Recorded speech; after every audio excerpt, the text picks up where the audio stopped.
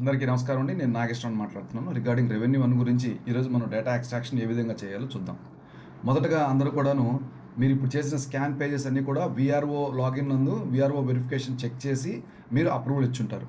So and then తర్వాత data extraction ఏ విధంగా చేయాలి. సో డేటా ఎక్స్ట్రాక్షన్ చేసే ముందు మీరు ఫస్ట్ తన గ్రామానికి సంబంధించి ఏవైతే మనం చేస్తున్నామో ఆ రిజిస్టర్ మీరు పక్కన మీరు టేబుల్ మీద పెట్టుకోండి. సో ఇది ఆ టేబుల్ వర్క్ చేసుకోవాలి కాబట్టి దయచేసి అందరూ కూడాను ఫిజికల్గా ఆ రిజిస్టర్స్ ఏవైతే ఉన్నాయో అవన్నీ కూడాను పక్కన పెట్టుకొని మీరు సర్వే నెంబర్స్ని అప్డేట్ చేయాలి కాబట్టి ఆ సర్వే నెంబర్స్కి సంబంధించిన డీటెయిల్స్ అన్నీ కూడాను అందులోనే ఉంటాయి కాబట్టి మీరు జనరల్గా కామన్గా చూసి ఇది అప్రూవల్ చేసేది కాదు. మీరు దయచేసి బుక్ పక్కన పెట్టుకొని వెరిఫై చేసి అప్రూవల్ చేయాల్సింది కాబట్టి ఫస్ట్ పాయింట్ విఆర్ఓలు అందరూ ఎవరైతే అప్డేట్ చేస్తున్నారో కంప్యూటర్ ఆపరేటర్లో లేకపోతే విఆర్ఓలో ఎవరైతే ఇక్కడ అప్డేట్ చేస్తున్నారో జూనియర్ రెసిడెంట్స్ ఎవరైతే ఉన్నారో దీన్ని అప్డేట్ చేసేటువంటి వాళ్ళు ఎవరైతే ఉన్నారో వాళ్ళు దయచేసి ఫిజికల్గా ఆయా రికార్డ్స్ని మీ దగ్గర టేబుల్ మీద పెట్టుకొని దీన్ని వర్క్ చేయండి. ఫస్ట్ ఇది చాలా ఇంపార్టెంట్ పాయింట్. సో ఇప్పుడు మీరు లాగిన్ అవుతారండి. విఆర్ఓ లాగిన్ అవుతారు. విఆర్ఓ లాగిన్ నందు విఆర్ఓ వెరిఫికేషన్ అని ఉంటుంది. విఆర్ఓ వెరిఫికేషన్ క్లిక్ చేసినట్లయితే ఇక్కడ ఫస్ట్ మనకి ఈ విధంగా స్క్రీన్ కనపడుతుంది. మీరు ఏ డాక్యుమెంట్ని మీరు అప్డేట్ చేయాలనుకుంటున్నారో ఆ డాక్యుమెంట్ సెలెక్ట్ చేసుకుంటాం. ఏ ఇయర్కి సంబంధించిందో ఆ ఇయర్ సెలెక్ట్ చేసుకుంటాం. అదేవిధంగానే సేమ్ వాల్యూమ్ నెంబర్ కూడా సెలెక్ట్ చేసుకుంటాం. ఇప్పుడు మనకి ఇవన్నీ తెలిసినాయి. ఏ డాక్యుమెంట్ మనం అప్డేట్ చేస్తున్నామో ఆ డాక్యుమెంట్ని సెలెక్ట్ చేసుకుంటాం. ఏ ఇయర్ది నెక్స్ట్ ఏ వాల్యూమ్ది మనకి తెలిసిపోయింది. ఎందుకంటే మనం ఆల్రెడీ స్కాన్ చేసాం కాబట్టి స్కాన్ ఇమేజ్లోనే మీకు అర్థమై ఉంటుంది. నెక్స్ట్ ఇప్పుడు మనం ఏం చేస్తున్నామంటే ఇక్కడ అప్డేట్ చేయాలి అంటే ఈ వాల్యూమ్కి సంబంధించి వాల్యూమ్ 1లో పేజ్ 1 అండ్ 2 రెండు పేజీలు ఉన్నాయని చూపిస్తుంది. ఈ పేజీని మనం అప్డేట్ చేయాలి అంటే వ్యూ డీటెయిల్స్లోకి వెళ్ళండి. ఈ వ్యూ డీటెయిల్స్ మీకు ఇక్కడ క్లిక్ చేసినట్లయితే వ్యూ డీటెయిల్స్ కనపడతాయి. ఇంతకుముందు మన ట్రైనింగ్లోనే మీకు అందరికీ కూడా నేను వివరించడం జరిగింది. సో ఇక్కడ మనకి ఏం కనపడుతుంది అని అంటే లెఫ్ట్ హ్యాండ్ సైడ్ మీకు స్కాన్ చేసిన ఇమేజ్ కనపడుతుంది. అదేవిధంగానే రైట్ సైడ్ మీకు ఒక ఎక్సెల్ ఫైల్ లాగా మీకు గ్రిడ్ ఓపెన్ అవుతుంది అని చెప్పాము.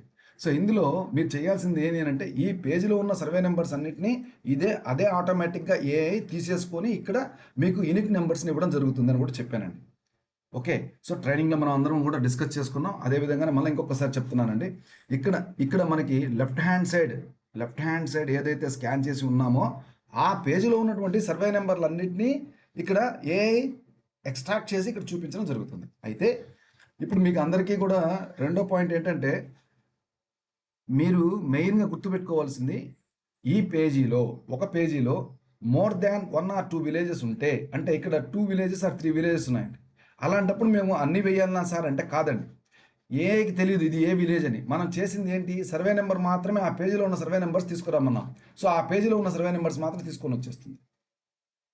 మీరు చేయాల్సిన పని అంటే మీరు ఏ విలేజ్కి అయితే అప్డేట్ చేస్తున్నారో ఆ విలేజ్ యొక్క సర్వే నెంబర్స్ మాత్రమే ఇక్కడ వేయాలి. అది కనబడుతుందండి. మిగతా అన్ని కూడా 78 కనపడుతుంది చూడండి. ఇక్కడ 78 ఇది ఆ గ్రామానికి సంబంధించిందా కాదు. మీరు డిలీట్ చేసేసేయండి. డిలీట్.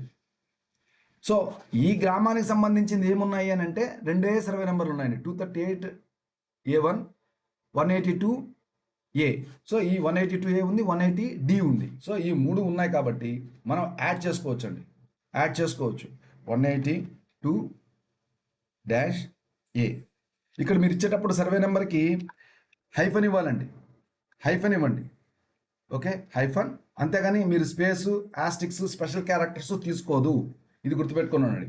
ఇక్కడ ఎక్కడా కూడాను స్పెషల్ క్యారెక్టర్స్ ఇవ్వడానికి లేదు. @ సింబల్ బార్ ఇవ్వడం, ఓకే, స్పేస్ ఇవ్వడం అట్లాంటివి చేయొద్దు, తీసుకోదు కూడా.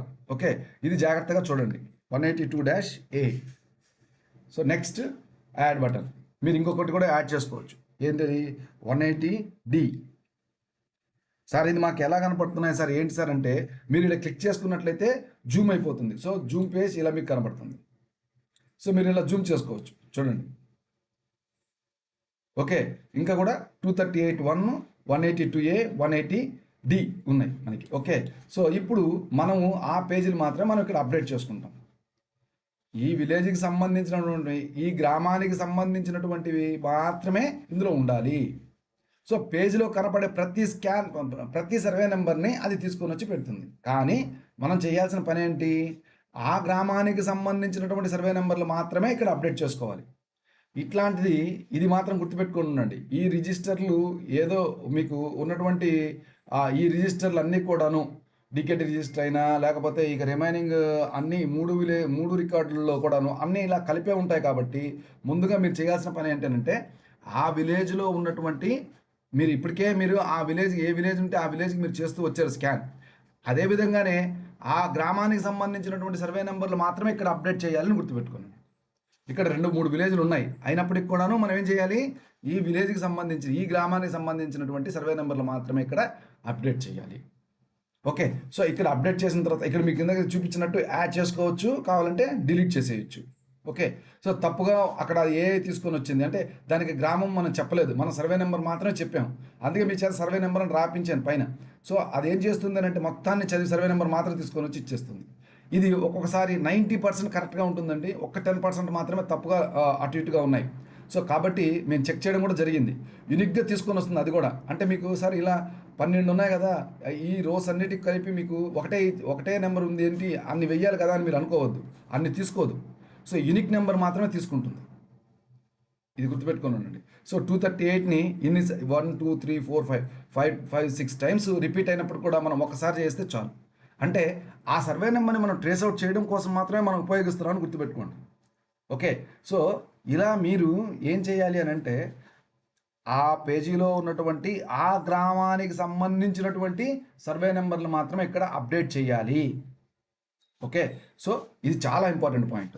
మీరు చేసిన తర్వాత ఇచ్చేటప్పుడు మీరు ఏం చేస్తారంటే సబ్ డివిజన్ కాడ హైఫన్ మాత్రమే యూజ్ చేయాలి, స్పెషల్ క్యారెక్టర్స్ యూజ్ చేయకూడదు, ఇది గుర్తుపెట్టుకున్నాను. నెక్స్ట్ అన్నీ అయిపోయిన తర్వాత మీరు ఏం చేస్తారు, ఈ పేజ్ అంతా అప్డేట్ అయిపోతే ఇక్కడ సేవ్ బటన్ క్లిక్ చేయండి, ఫస్ట్ సేవ్ అవుతుంది అది పేజ్. ఆ విధంగా ఇప్పుడు ఏ విధంగా అయితే ఉందో అది ఆ విధంగా సేవ్ అయిపోతుంది. సో సేవ్ చేశారనుకోండి కన్ఫర్మ్ అసైన్మెంట్ అని చూపిస్తుంది. సో ఇక్కడ మీరు ఏం చేస్తారని అంటే ఇక్కడ modifications saved ready for approval అని ఇవ్వండి. ఫస్ట్ సేవ్ చేసుకోండి. సేవ్ చేసుకోవడం వల్ల ఉపయోగం ఏంటి అని అంటే మీరు నెక్స్ట్ డే కూడా ఓపెన్ చేస్తే అది అలానే ఉంటుంది. అప్రూవల్ మాత్రం ఇస్తే నెక్స్ట్ డే ఉండదు, అది వెంటనే ఎక్కడికి వెళ్ళిపోతుంది, డీటీ లాగిన్కి వెళ్తుంది. సో దయచేసి ఈ రెండింటికి ఉన్న డిఫరెన్స్ చూడండి. సేవ్ బటన్ ఎందుకు ఇచ్చాను అని అంటే ఫస్ట్ మీరు రఫ్ వర్క్ చేసుకునే దానికి సేవ్ బటన్ మీకు బాగా ఉపయోగపడుతుంది. రఫ్ వర్క్ అంటే తప్పులు మీరు ముందు ఎంట్రీ చేసుకున్నాక మీరు మళ్ళీ నెక్స్ట్ ఫైనల్ అప్రూవల్ ఇచ్చే ముందు 1-2 సార్లు చెక్ చేసుకోండి. సో అన్నీ సరిపోయినాయా లేదా అనేది. ఓకే, సో అన్నీ చూసుకున్న తర్వాత modification saved ready for approval అనివ్వండి. సో అప్రూవల్ ఇచ్చినట్లయితే ఎక్కడికి వెళ్ళిపోతుందంటే డీటీ లాగిన్కి వెళ్తుంది. సేమ్ డీటీ లాగిన్లో కూడాను ఇలానే ఓపెన్ అవుతుంది, అక్కడ కూడా మళ్ళీ చెక్ చేసుకోవచ్చు. అయితే మీరు ఇక్కడ ఎక్కడైనా సరే తప్పు చేసినట్లు భావించి అప్రూవల్ ఇచ్చేసినట్లయితే డీటీ లాగిన్కి వెళ్ళగానే అది రిజెక్షన్ చేయించుకోండి. రీవోక్ అనే పదం వద్దు, గుర్తుపెట్టుకున్నానండి. మేము కూడా ఈ విధంగా చెక్ చేసుకుంటే చాలా వరకు కూడాను చాలామందికి నేను రీవోక్ చేయకుండా వెనక్కి ఇచ్చేసాను. ఎందుకు అని అంటే బాబు మీ దగ్గరే ఉంది, మీరు రిజెక్షన్ చేస్తే వెనక్కి వెళ్ళిపోతుంది అంటే తహసీల్దార్ లాగిన్కి వెళ్ళిపోయింది కదా రీవోక్ చేయండి సార్ అంటున్నారు అందరూ. లేదు, తహసీల్దార్ అప్రూవల్ ఇవ్వనంత వరకు మీ లాగిన్లోనే ఉన్నట్టు, మీరు ఏమైనా చేయొచ్చు. ఇది పాయింట్, చాలా ఇంపార్టెంట్ పాయింట్. మనం ఇప్పుడు దాకా ఫేస్ చేసిన చాలా ప్రాబ్లమ్స్ని మీరు గుర్తుపెట్టుకొని ఉండండి. ఇది చాలా ఇంపార్టెంట్ పాయింట్. ఇక నుంచి మనం చేసే పని అంతా కూడాను కొద్దిగా దృష్టి పెట్టి చేస్తే తప్ప ఈ ప్రోగ్రామ్ అవ్వదు. ఇదే చాలా కీలకమైనటువంటి ఘట్టము. ఈ ప్రోగ్రాంలో మొత్తం ఈ అప్లికేషన్లో వాల్యుబుల్ మనం చేయాల్సిన పని ఇదేను, చాలా ఇంపార్టెంట్ పని. ఇది కొద్దిగా దృష్టి పెట్టి చేయాలి.